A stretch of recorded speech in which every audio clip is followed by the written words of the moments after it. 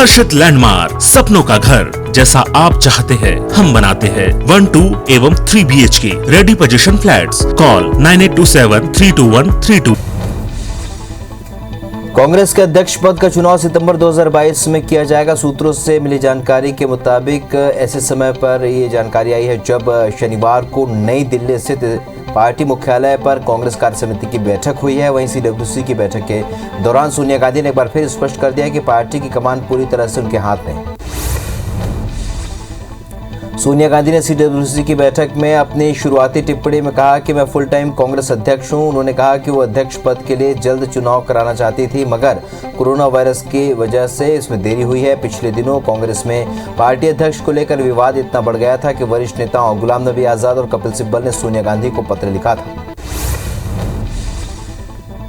1971 में हुए भारत पाकिस्तान युद्ध की जीत के 50 साल पूरे हो चुके हैं और इसी खुशी में आज महाराष्ट्र के पुणे में भारतीय वायुसेना ने हवाई करतब दिखाए।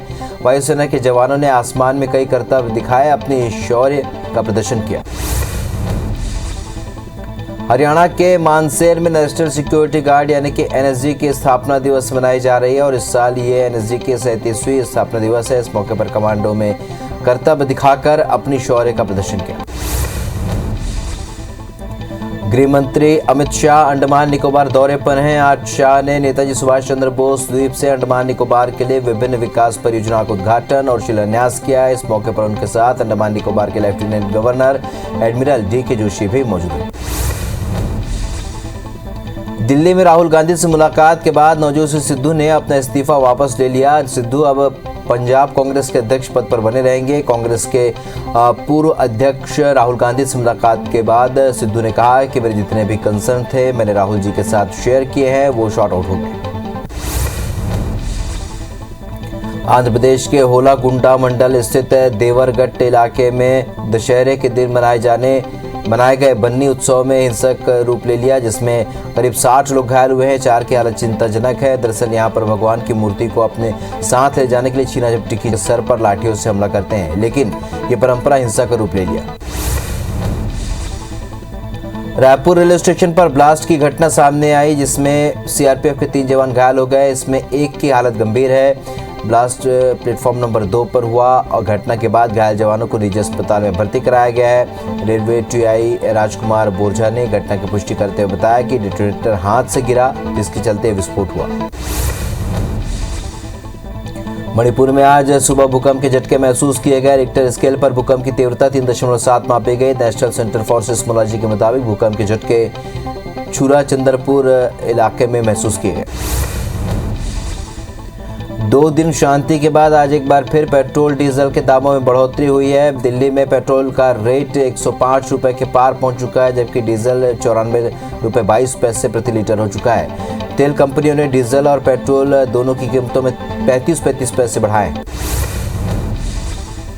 T20 वर्ल्ड कप के बाद टीम इंडिया के हेड कोच रवि शास्त्री का कार्यकाल समाप्त हो जाएगा, जिसके बाद राहुल द्रविड़ ये पद संभालेंगे। T20 वर्ल्ड कप के बाद से 2023 तक द्रविड़ भारत के हेड कोच बने रहेंगे। इसके साथ पारस बामरे को भी बॉलिंग कोच बनाया गया। UAE और ओमान में होने वाले T20 वर्ल्ड कप की कल यानी 17 अक्टूबर से शुरुआत होगी, जिसका फाइनल मुकाबला 14 नवंबर को खेला जाएगा। वर्ल्ड कप में भारत का पहला मैच पाकिस्तान के साथ होना है, जो 23 अक्टूबर को खेला जाएगा।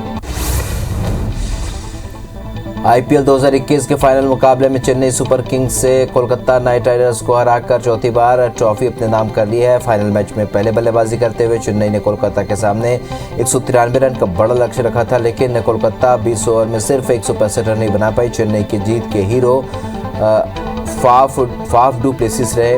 वहीं ऋतुराज ने भी 32 रनों का योगदान दिया।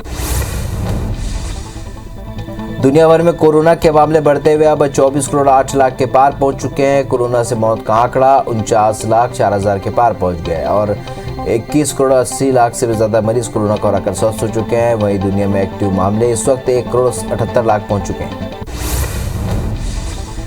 देश में एक दिन में कोरोना के 16,000 नए केस सामने आए, जिससे कुल मरीजों का आंकड़ा अब 3 करोड़ 40 लाख 52 हजार के पार पहुंच चुका है। 163 नई मौत से अब तक 4,52,000 लोगों की मौत हो चुकी है। पिछले 24 घंटे में 17,868 मरीजों के डिस्चार्ज होने के बाद अब तक 3,33,92,000 मरीज ठीक हुए हैं। वहीं एक्टिव मरीजों की संख्या घटकर अब 1,95,000 पहुंच गई।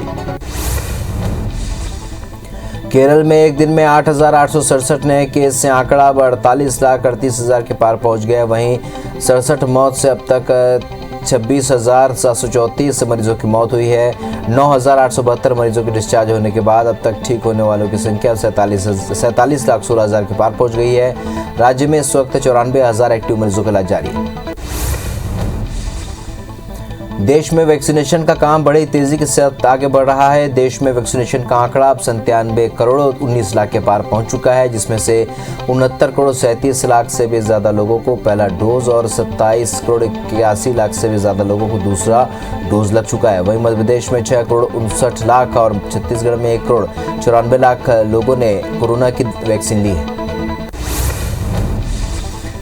पत्थलगांव हादसे में मृतक के परिजनों को सीएम भूपेश बघेल ने 50 लाख रुपए मुआवजा देने का ऐलान किया है। साथ ही योगी आदित्यनाथ के ट्वीट पर मुख्यमंत्री बघेल ने पलटवार किया। सीएम बघेल ने कहा, यूपी सरकार तो अपराधियों को पकड़ नहीं पाई। केंद्रीय राज्य मंत्री का बेटा आरोपी था, उसे बचाया जा रहा था। पत्थलगांव की घटना दुर्भाग्यजनक, लेकिन आरोपी पकड़े गए।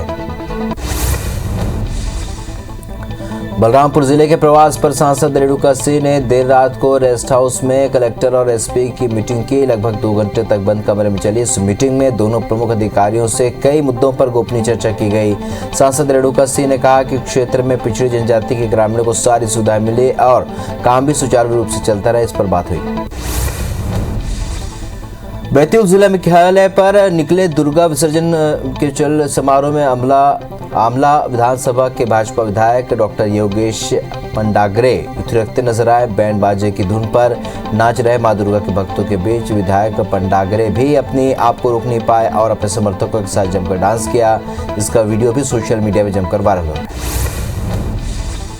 छत्तीसगढ़ में सीमेंट ट्रांसपोर्टर ने मंत्री के मध्यस्थता के बाद हड़ताल खत्म कर दी है। बातचीत में ट्रांसपोर्ट भाड़ा 13% बढ़ाने पर बनी सहमति बन गई है। वहीं बीते फरवरी में 12% भाड़ा बढ़ाया गया था, जिसके बाद अब कुल भाड़े में 25% की बढ़ोतरी हुई है।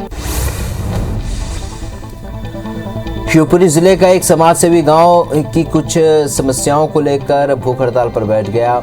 प्रशासन ने के कोई ध्यान न देने पर युवक बहुत ही पिछोर वाले रास्ते पर ही गले में रस्सी बांधकर बैठा रहा। युवक के बीच रास्ते में बैठने से आवागमन प्रभावित हुआ, जिसके बाद मौके पर पहुंची पुलिस ने युवक के खिलाफ हाईवे पर जाम लगाकर केस दर्ज कर उसे गिरफ्तार कर लिया। ग्वालियर के जय रोग अस्पताल में जूनियर डॉक्टर्स ने काम बंद कर दिया है। दरअसल कल जूनियर डॉक्टर्स के साथ मारपीट की गई थी, जिसके विरोध में जूनियर डॉक्टर्स ने काम बंद करने का निर्णय लिया। इंदौर में नगर निगम द्वारा बिना अनुमति के अवैध निर्माण करने पर कार्रवाई की जा रही है और इसी कड़ी में इस बार निगम ने शहर के बाईपास पर बिना अनुमति के बनी 16 दुकानों को हटाया। कार्रवाई के दौरान अपर आयुक्त संदीप सोनी सहित पुलिस और निगम के अधिकारी मौजूद रहे। कुपोषण को खत्म करने के लिए भोपाल जिला प्रशासन एक नई रणनीति के तहत काम करने जा रहा है। भोपाल में कुपोषण दूर करने के लिए अब पोषण मित्र बनाकर बच्चों और उन्हें मिलने वाली सुविधाओं की मॉनिटरिंग की जाएगी। जिला प्रशासन ने अगले 2 से 3 महीने में कुपोषित बच्चों को पोषित की श्रेणी में लाने का लक्ष्य रखा है। बता दें कि इस समय भोपाल में अब भी 2542 कुपोषित बच्चे हैं।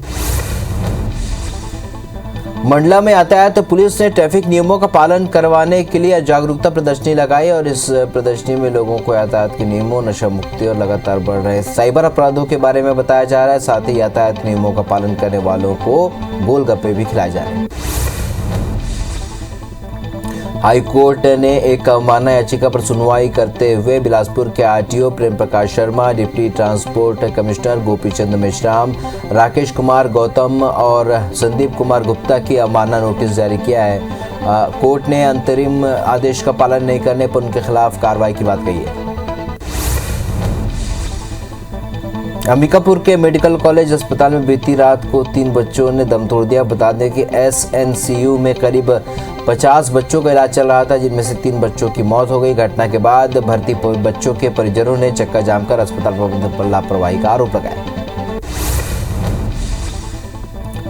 ग्वालियर में नगर निगम की कचरा गाड़ी ने 2 साल की मासूम को कुचल दिया, जिससे बच्ची की मौके पर ही मौत हो गई। दरअसल 2 साल की बच्ची अपने घर के बाहर खेल रही थी, तभी कचरा गाड़ी उसे कुचलते हुए निकल गई। वहीं मौके से चालक गाड़ी लेकर फरार हो गया। फिलहाल इंदरगंज थाना पुलिस घटना के वीडियो के आधार पर आरोपी की तलाश कर रही है।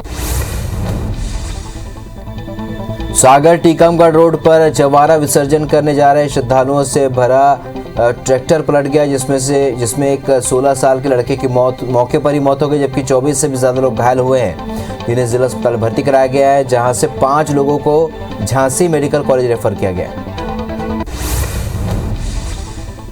भाटापारा में एक सनकी युवक ने चरित्र शंका के चलते अपनी पत्नी के साथ मारपीट की। आरोपी ने अपनी पत्नी पर बैट से प्रहार किया। बाद में घायल महिला को अस्पताल में भर्ती कराया गया। घटना की सूचना मिलने पर पुलिस की टीम मौके पर पहुंची और आरोपी को गिरफ्तार किया। मुरैना जिले में माफिया ने वन विभाग की टीम पर हमला कर दिया। करीब 50 से भी ज्यादा लोगों ने मिलकर वन कर्मियों को घेरा और उन पर फायरिंग की। बताया जा रहा है कि माफिया पडावली गांव की खदान पर अवैध खदान उत्खनन कर रहे थे, जिस पर वन विभाग की टीम कार्रवाई करने के लिए। रायपुर के खालसा स्कूल के सामने देर रात चाकूबाजी की घटना सामने आई। मामला राजधानी के सिविल लाइन थाना इलाके का है, जहां सिगरेट पीने की बात पर हुए मामूली विवाद में 5 लोगों ने एक युवक पर चाकू से हमला कर दिया। घायल को गंभीर हालत में मेकार अस्पताल में भर्ती कराया गया है। वहीं 5 आरोपियों की तलाश की जा रही है। रायपुर के जयस्तंभ चौक पर 2 शख्स शराब पीते हुए नजर आए। आधी रात बीच सड़क पर वाहन खड़ी कर खुलेआम दोनों शराब पीकर पुलिस को चुनौती दे रहे थे। फिलहाल मामले में अब तक कोई एक्शन नहीं हुआ है।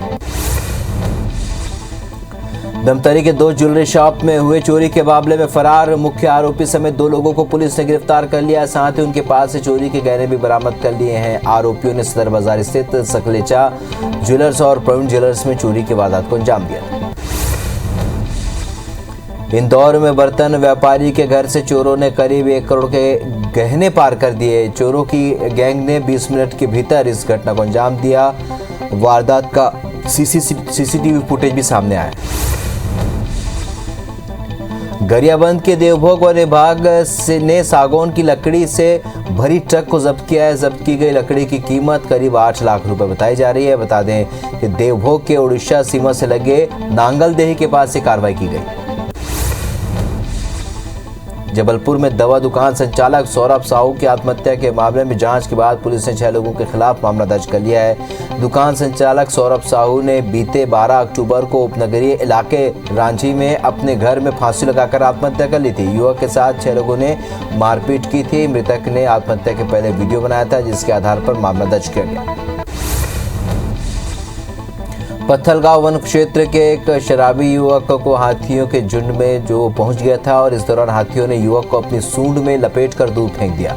घटना के दौरान मौजूद वन कर्मियों ने घायल को उठाकर बचा लिया। बता दें कि युवक को मामूली चोट आने की वजह से पत्थलगांव स्वास्थ्य केंद्र में भर्ती कराया गया। बालोद में दंतैल हाथी का उत्पात लगातार जारी है। अब तक हाथी चारामा रेंज में मौजूद था, जो कि बालोद गहन इलाके में के गुरूर रेंज में जा पहुंचा और फसलों को नुकसान पहुंचा रहा है। हाथी की मौजूदगी को लेकर वन विभाग ने 6 गांव में अलर्ट जारी कर लोगों को सतर्क रहने को कहा है।